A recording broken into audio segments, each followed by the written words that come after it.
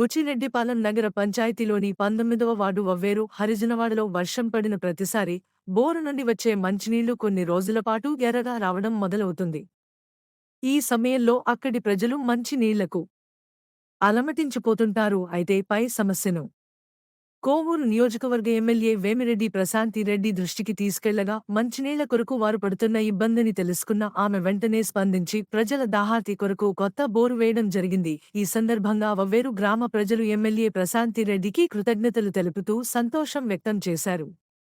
పై కార్యక్రమంలో వవ్వేరు టీడీపీ నాయకులు జొన్నలగడ్డ శివకుమార్ నాయుడు, శనగల శ్రవణ్ కుమార్, కంచర్ల మురళి నాయుడు, పందేళ్ల సాయికృష్ణ, కర్లపూడి వెంకటేశ్వర్లు నాయుడు, బొప్పిడి రాజమ్మ, ముసునూరు రఘుకుమార్ రెడ్డి తదితరులు పాల్గొన్నారు.